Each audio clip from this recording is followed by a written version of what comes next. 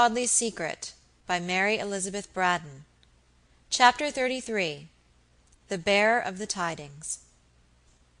It was very late the next morning when Lady Audley emerged from her dressing-room, exquisitely dressed in a morning costume of delicate muslin, delicate laces, and embroideries, but with a very pale face, and with half-circles of purple shadow under her eyes. She accounted for this pale face and these hollow eyes by declaring that she had sat up reading until a very late hour on the previous night. Sir Michael and his young wife breakfasted in the library at a comfortable round table, wheeled close to the blazing fire, and Alicia was compelled to share this meal with her stepmother, however she might avoid that lady in the long interval between breakfast and dinner.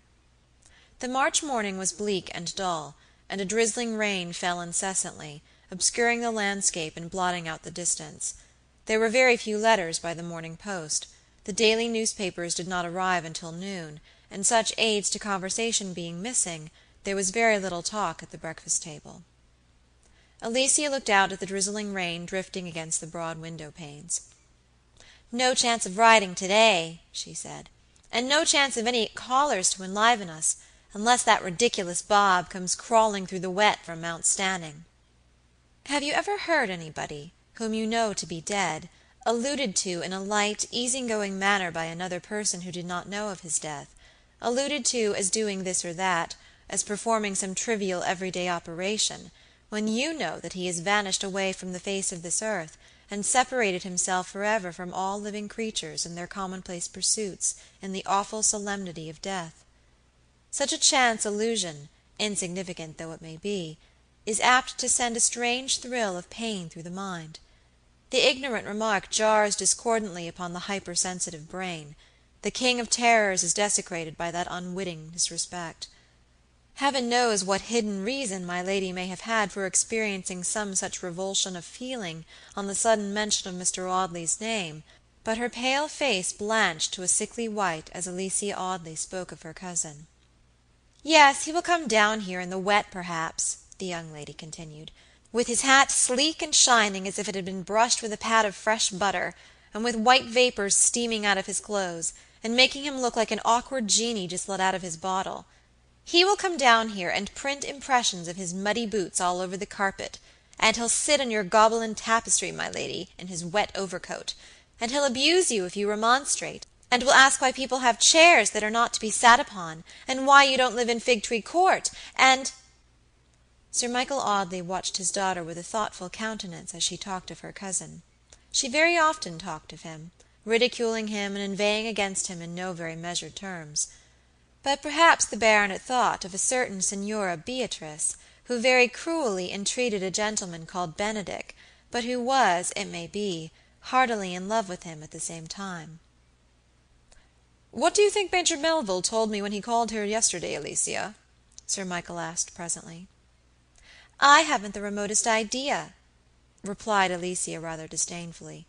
"Perhaps he told you that we should have another war before long, by Ged, sir, or perhaps he told you that we should have a new ministry, by Ged, sir, for those fellows are getting themselves into a mess, sir, or that those other fellows are reforming this, and cutting down that, and altering the other in the army, until, by Ged, sir, we shall have no army at all by and by, nothing but a pack of boys, sir, crammed up to the eyes with a lot of senseless schoolmasters' rubbish, and dressed in shell jackets and calico helmets.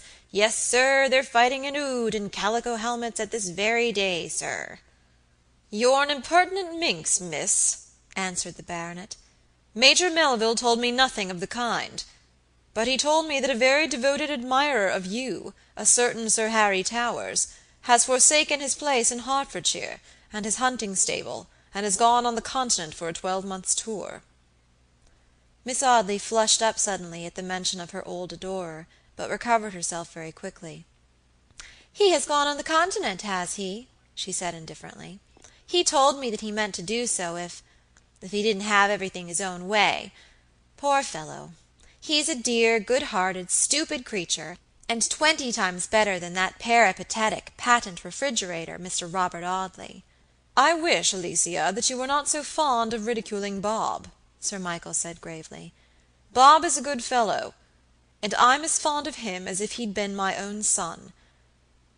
And and I've been very uncomfortable about him lately. He has changed very much within the last few days, and he has taken all sorts of absurd ideas into his head, and my lady has alarmed me about him. She thinks—" Lady Audley interrupted her husband with a grave shake of her head. "It is better not to say too much about it as yet awhile," she said. "Alicia knows what I think." "Yes," replied Miss Audley, "my lady thinks that Bob is going mad, but I know better than that. He's not at all the sort of person to go mad. How should such a sluggish ditch-pond of an intellect as his ever work itself into a tempest? He may move about for the rest of his life, perhaps, in a tranquil state of semi-idiocy, imperfectly comprehending who he is, and where he's going, and what he's doing, but he'll never go mad." Sir Michael did not reply to this.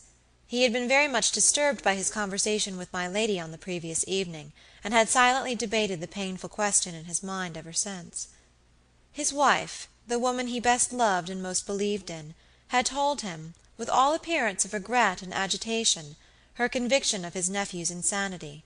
He tried in vain to arrive at the conclusion he wished most ardently to attain. He tried in vain to think that my lady was misled by her own fancies, and had no foundation for what she said. But then again it suddenly flashed upon him that to think this was to arrive at a worse conclusion. It was to transfer the horrible suspicion from his nephew to his wife. She appeared to be possessed with an actual conviction of Robert's insanity. To imagine her wrong was to imagine some weakness in her own mind. The longer he thought of the subject, the more it harassed and perplexed him. It was most certain that the young man had always been eccentric. He was sensible, he was tolerably clever, he was honorable and gentlemanlike in feeling, though perhaps a little careless in the performance of certain minor social duties. But there were some slight differences, not easily to be defined, that separated him from other men of his age and position. Then again it was equally true that he had very much changed within the period that had succeeded the disappearance of George Talboys. He had grown moody and thoughtful, melancholy and absent-minded. He had held himself aloof from society, had sat for hours without speaking, had talked at other points by fits and starts, and had excited himself unusually in the discussion of subjects which apparently lay far out of the region of his own life and interests. Then there was even another region which seemed to strengthen my lady's case against this unhappy young man. He had been brought up in the frequent society of his cousin Alicia, his pretty, genial cousin, to whom interest, and one would have thought affection, naturally pointed as his most fitting bride. More than this, the girl had shown him, in the innocent guilelessness of a transparent nature, that on her side at least, affection was not wanting. And yet, in spite of all this, he had held himself aloof, and had allowed others to propose for her hand, and to be rejected by her, and had still made no sign. Now love is so very subtle in essence, such an indefinable metaphysical marvel, that its due force, though very cruelly felt by the sufferer himself, is never clearly understood by those who look on at its torments, and wonder why he takes the common fever so badly. Sir Michael argued that because Alicia was a pretty girl and an amiable girl, it was therefore extraordinary and unnatural in Robert Audley not to have duly fallen in love with her. This baronet, who close upon his 60th birthday, had for the first time encountered that one woman who out of all the women in the world had power to quicken the pulses of his heart, wondered why Robert failed to take the fever from the first breath of contagion that blew toward him. He forgot that there are men who go their ways unscathed amidst legions of lovely and generous women, to succumb at last before some harsh-featured virago, who knows the secret of that only philtre which can intoxicate and bewitch him. He had forgot that there are certain Jacks who go through life without meeting the Jill appointed for them by Nemesis, and die old bachelors, perhaps, with poor Jill pining an old maid upon the other side of the party-wall. He forgot that love, which is a madness, and a scourge, and a fever, and a delusion, and a snare, is also a mystery, and very imperfectly understood by everyone except the individual sufferer who writhes under its tortures. Jones, who is wildly enamored of Miss Brown, and who lies awake at night until he loathes his comfortable pillow, and tumbles his sheets into twisted rags of linen in his agonies, as if he were a prisoner and wanted to wind them into impromptu ropes, this same Jones who thinks Russell Square a magic place because his divinity inhabits it, and who thinks the trees in that enclosure and the sky above it greener and bluer than other trees or sky, and who feels a pang, yes, an actual pang of mingled hope and joy and expectation and terror when he emerges from Guilford Street, descending from the heights of Islington, into those sacred precincts. This very Jones is hard and callous toward the torments of Smith, who adores Miss Robinson, and cannot imagine what the infatuated fellow can see in the girl. So it was with Sir Michael Audley. He looked at his nephew as a sample of a very large class of young men, and his daughter as a sample of an equally extensive class of feminine goods, and could not see why the two samples should not make a very respectable match. He ignored all those infinitesimal differences in nature which make the wholesome food of one man the deadly poison of another. How difficult it is to believe sometimes that a man doesn't like such and such a favorite dish. If at a dinner party a meek-looking guest refuses early salmon and cucumbers, or green peas in February, we set him down as a poor relation whose instincts warn him off those expensive plates. If an alderman were to declare that he didn't like green fat, he would be looked upon as a social martyr, a Marcus Curtius of the dinner-table, who immolated himself for the benefit of his kind. His fellow aldermen would believe in anything rather than a heretical distaste for the city ambrosia of the soup tureen. But there are people who dislike salmon, and whitebait, and spring ducklings, and all manner of old-established delicacies, and there are other people who affect eccentric and despicable dishes, generally stigmatized as nasty. Alas, my pretty Alicia, your cousin did not love you. He admired your rosy English face, and had a tender affection for you which might perhaps have expanded by and by into something warm enough for matrimony, that everyday jog-trot species of union which demands no very passionate devotion, but for a sudden check which it had received in Dorsetshire. Yes, Robert Audley's growing affection for his cousin, a plant of very slow growth, I am fain to confess, had been suddenly dwarfed and stunted upon that bitter February day on which he had stood beneath the pine trees talking to Clara Talboys. Since that day the young man had experienced an unpleasant sensation in thinking of poor Alicia. He looked at her as being in some vague manner an encumbrance upon the freedom of his thoughts. He had a haunting fear that he was in some tacit way pledged to her, that she had a species of claim upon him, which forbade to him the right of thinking of another woman. I believe it was the image of Miss Audley presented to him in this light that goaded the young barrister into those outbursts of splenetic rage against the female sex which he was liable to at certain times. He was strictly honorable, so honorable that he would rather have immolated himself upon the altar of truth and Alicia than have done her the remotest wrong, though by so doing he might have secured his own comfort and happiness. "If the poor little girl loves me," he thought, "and if she thinks that I love her, and has been led to think so by any word or act of mine, I'm in duty bound to let her think so to the end of time, and to fulfill any tacit promise which I may have unconsciously made. I meant once to make her an offer by and by when this horrible mystery about George Talboys should have been cleared up, and everything peacefully settled.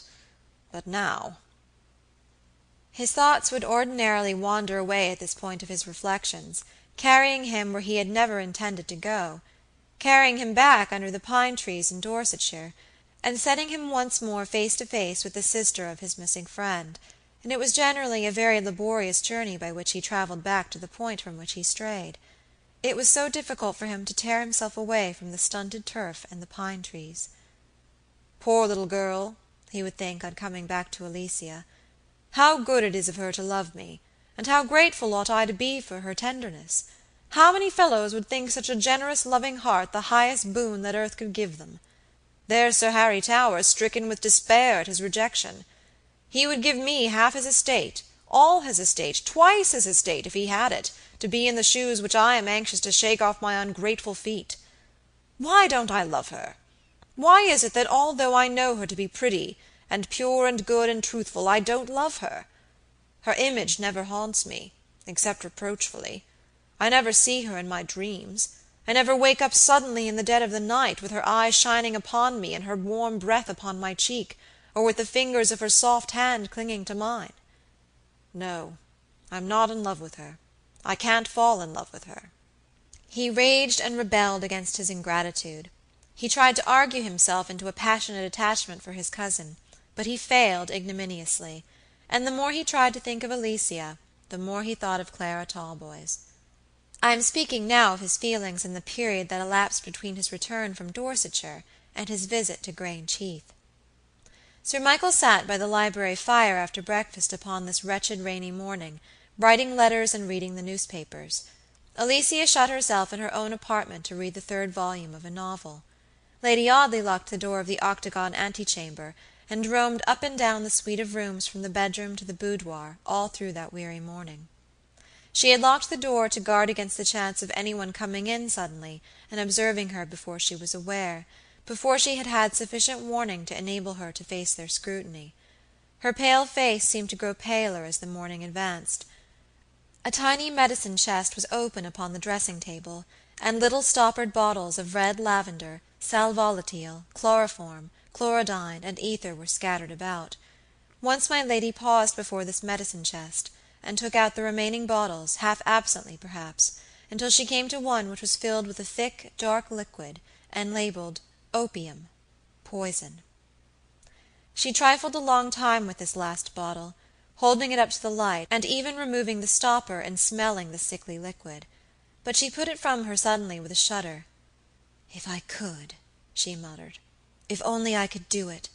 And yet why should I now?" She clenched her small hands as she uttered the last words, and walked to the window of the dressing-room, which looked straight toward that ivied archway under which any one must come who came from Mount Stanning to the Court. There were smaller gates in the gardens which led into the meadows behind the Court, but there was no other way of coming from Mount Stanning or Brentwood than by the principal entrance. The solitary hand of the clock over the archway was midway between 1 and 2 when my lady looked at it. "How slow the time is," she said wearily. "How slow, how slow! Shall I grow old like this, I wonder, with every minute of my life seeming like an hour?" She stood for a few minutes watching the archway, but no one passed under it while she looked, and she turned impatiently away from the window to resume her weary wandering about the rooms. Whatever fire that had been which had reflected itself vividly in the black sky, no tidings of it had as yet come to Audley Court. The day was miserably wet and windy, altogether the very last day upon which even the most confirmed idler and gossip would care to venture out. It was not a market day, and there were therefore very few passengers upon the road between Brentwood and Chelmsford, so that as yet no news of the fire, which had occurred in the dead of the wintry night, had reached the village of Audley, or travelled from the village to the Court. The girl with the rose-colored ribbons came to the door of the anteroom to summon her mistress to luncheon, but Lady Audley only opened the door a little way, and intimated her intention of taking no luncheon. "My head aches terribly, Martin," she said. "I shall go and lie down till dinner-time. You may come at 5 to dress me." Lady Audley said this with the predetermination of dressing at 4, and thus dispensing with the services of her attendant. Among all privileged spies, a lady's maid has the highest privileges. It is she who bathes Lady Teresa's eyes with eau de Cologne after her ladyship's quarrel with the Colonel. It is she who administers sal volatile to Miss Fanny when Count Beaudesert of the Blues has jilted her. She has 100 methods for finding out of her mistress's secrets. She knows by the manner in which her victim jerks her head from under the hair-brush, or chafes at the gentlest administration of the comb, what hidden tortures are racking her breast, what secret perplexities are bewildering her brain. That well-bred attendant knows how to interpret the most obscure diagnosis of all mental diseases that can afflict her mistress. She knows when the ivory complexion is bought and paid for, when the pearly teeth are foreign substances fashioned by the dentist, when the glossy plaits are the relics of the dead rather than the property of the living, and she knows other and more sacred secrets than these. She knows when the sweet smile is more false than Madame Levinson's enamel, and far less enduring, when the words that issue from between gates of borrowed pearl are more disguised and painted than the lips which help to shape them, when the lovely fairy of the ballroom re-enters the dressing-room after the night's long revelry, and throws aside her voluminous burnous and her faded bouquet, and drops her mask, and like another Cinderella loses the glass slipper, by whose glitter she has been distinguished, and falls back into her rags and dirt, The lady's maid is by to see the transformation. The valet who took wages from the prophet of Chorazin must have seen his master sometimes unveiled, and must have laughed in his sleeve at the folly of the monster's worshippers. Lady Audley had made no confidante of her new maid, and on this day of all others she wished to be alone. She did lie down. She cast herself wearily upon the luxurious sofa in the dressing-room, and buried her face in the down pillows and tried to sleep. Sleep! She had almost forgotten what it was, that tender restorer of tired nature. It seemed so long now since she had slept. It was only about 48 hours, perhaps, but it appeared an intolerable time. Her fatigue of the night before, and her unnatural excitement had worn her out at last. She did fall asleep. She fell into a heavy slumber that was almost like stupor. She had taken a few drops out of the opium bottle in a glass of water before lying down. The clock over the mantelpiece chimed the 4:15 as she woke suddenly and started up, with the cold perspiration breaking out in icy drops upon her forehead. She had dreamt that every member of the household was clamoring at the door, eager to tell her of a dreadful fire that had happened in the night. There was no sound but the flapping of the ivy leaves against the glass, the occasional falling of a cinder, and the steady ticking of the clock. "Perhaps I shall always be dreaming these sorts of dreams," my lady thought, "until the terror of them kills me." The rain had ceased, and the cold spring sunshine was glittering upon the windows. Lady Audley dressed herself rapidly but carefully. I do not say that even in her supremest hour of misery she still retained her pride in her beauty. It was not so. She looked upon that beauty as a weapon, and she felt that she had now double need to be well armed. She dressed herself in her most gorgeous silk, a voluminous robe of silvery, shimmering blue, that made her look as if she had been arrayed in moonbeams. She shook out her hair into feathery showers of glittering gold, and with a cloak of white cashmere about her shoulders, went downstairs into the vestibule. She opened the door of the library and looked in. Sir Michael Audley was asleep in his easy-chair. As my lady softly closed this door, Alicia descended the stairs from her own room. The turret door was open, and the sun was shining upon the wet grass-plat in the quadrangle. The firm gravel walks were already very nearly dry, for the rain had ceased for upward of 2 hours. "Will you take a walk with me in the quadrangle?" Lady Audley asked as her stepdaughter approached. The armed neutrality between the two women admitted of any chance civility such as this. "Yes, if you please, my lady," Alicia answered rather listlessly. "I have been yawning over a stupid novel all the morning, and shall be very glad of a little fresh air." Heaven help the novelist whose fiction Miss Audley had been perusing, if he had no better critics than that young lady. She had read page after page without knowing what she had been reading, and had flung aside the volume half a dozen times to go to the window and watch for that visitor whom she had so confidently expected. Lady Audley led the way through the low doorway and onto the smooth gravel drive, by which carriages approached the house. She was still very pale, but the brightness of her dress and of her feathery golden ringlets distracted an observer's eyes from her pallid face.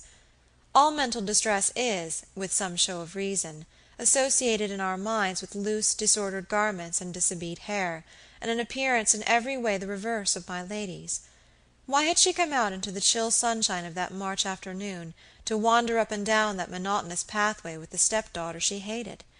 She came because she was under the dominion of a horrible restlessness, which would not suffer her to remain within the house waiting for certain tidings which she knew must too surely come. At first she had wished to ward them off. At first she had wished that strange convulsions of nature might arise to hinder their coming, that abnormal winter lightnings must wither and destroy the messenger who carried them, that the ground might tremble and yawn beneath his hastening feet, and that impassable gulfs might separate the spot from which the tidings were to come and the place to which they were to be carried. She wished that the earth might stand still, and the paralyzed elements cease from their natural functions, that the progress of time might stop, that the day of judgment might come, and that she might thus be brought before an unearthly tribunal, and so escape the intervening shame and misery of any earthly judgment. In the wild chaos of her brain, every one of these thoughts had held its place, and in her short slumber on the sofa in her dressing-room, she had dreamed all these things, and 100 other things, all bearing upon the same subject. She had dreamed that a brook, A tiny streamlet, when she first saw it, flowed across the road between Mount Stanning and Audley, and gradually swelled into a river, and from a river became an ocean, till the village on the hill receded far away out of sight, and only a great waste of waters rolled where it had once been. She dreamt that she saw the messenger, now one person, now another, but never any probable person, hindered by 100 hindrances, now startling and terrible, now ridiculous and trivial, but never either natural or probable, and going down into the quiet house with the memory of these dreams strong upon her, she had been bewildered by the stillness which had betokened that the tidings had not yet come. And now her mind underwent a complete change. She no longer wished to delay the dreaded intelligence. She wished the agony, whatever it was to be, over and done with, the pain suffered and the release attained. It seemed to her as if the intolerable day would never come to an end, as if her mad wishes had been granted, and the progress of time had actually stopped. "What a long day it has been!" exclaimed Alicia, as if taking up the burden of my lady's thoughts. "Nothing but drizzle and mist and wind. And now that it's too late for anybody to go out, it must needs be fine," the young lady added, with an evident sense of injury. Lady Audley did not answer. She was looking at the stupid one-handed clock, and waiting for the news which must come sooner or later, which could not surely fail to come very speedily. "They have been afraid to come and tell him," she thought. "They have been afraid to break the news to Sir Michael. Who will come to tell it at last, I wonder? The rector of Mount Stanning, perhaps, or the doctor, some important person at least." If she could have gone out into the leafless avenues, or onto the high road beyond them, if she could have gone so far as that hill upon which she had so lately parted with Phoebe, she would gladly have done so. She would rather have suffered anything than that slow suspense, that corroding anxiety, that metaphysical dry rot, in which heart and mind seemed to decay under an insufferable torture. She tried to talk, and by a painful effort contrived now and then to utter some commonplace remark. Under any ordinary circumstances her companion would have noticed her embarrassment, but Miss Audley, happening to be very much absorbed by her own vexations, was quite as well inclined to be silent as my lady herself. The monotonous walk up and down the gravelled pathway suited Alicia's humour. I think that she even took a malicious pleasure in the idea that she was very likely catching cold, and that her cousin Robert was answerable for her danger. If she could have brought upon herself inflammation of the lungs, or ruptured blood vessels, by that exposure to the chill March atmosphere, I think she would have felt a gloomy satisfaction in her sufferings. "Perhaps Robert might care for me if I had inflammation of the lungs," she thought. "He couldn't insult me by calling me a bouncer then. Bouncers don't have inflammation of the lungs."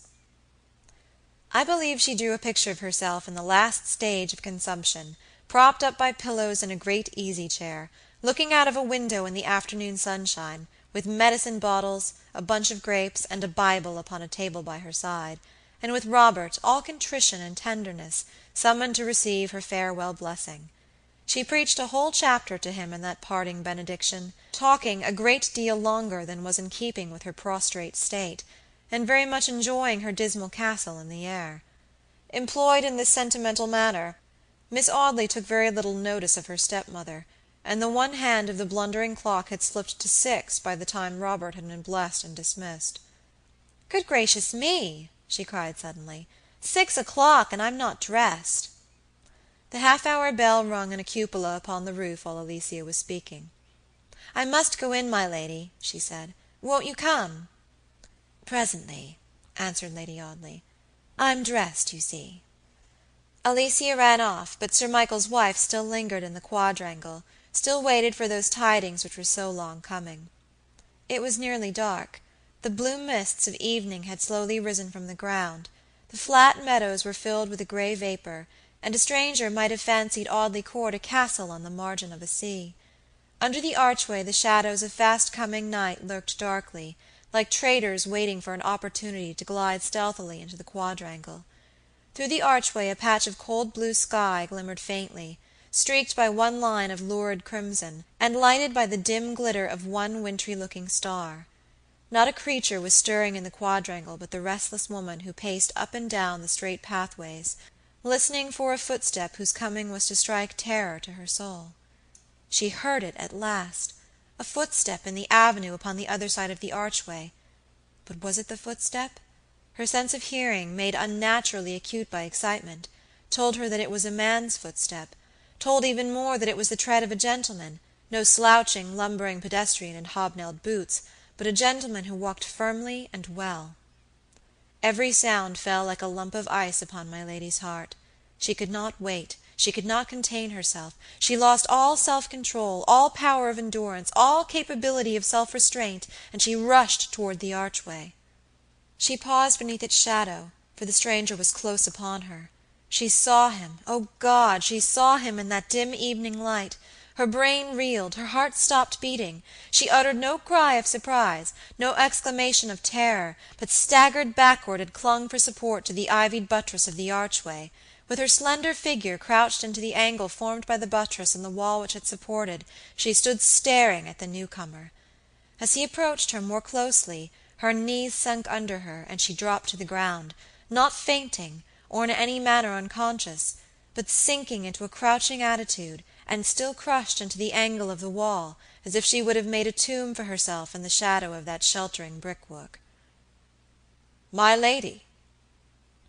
The speaker was Robert Audley, he whose bedroom door she had double-locked 17 hours before at the Castle Inn. "What is the matter with you?" he said, in a strange, constrained manner. "Get up, and let me take you indoors." He assisted her to rise, and she obeyed him very submissively. He took her arm in his strong hand, and led her across the quadrangle and into the lamp-lit hall. She shivered more violently than he had ever seen any woman shiver before, but she made no attempt at resistance to his will. Chapter 34